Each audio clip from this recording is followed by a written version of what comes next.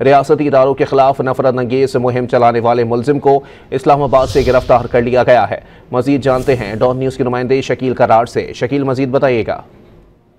جی بالکل، ایف آئی اے کی ٹیم نے اسلام آباد کے بنی گالہ کے علاقے میں چھاپا مار کر ایک ملزم کو گرفتار کیا ہے، جس کا نام حیدر سعید کے نام بتایا جا رہا ہے، اور اس کے حوالے سے الزام یہ ہے کہ جب ٹرین پر حملہ ہوا بلوچستان میں تو یہ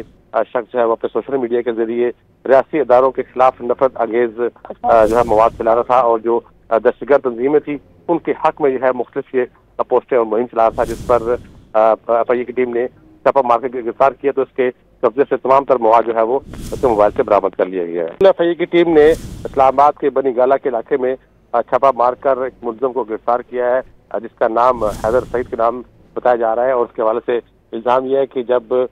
ٹرین پر حملہ ہوا بلوچستان میں تو یہ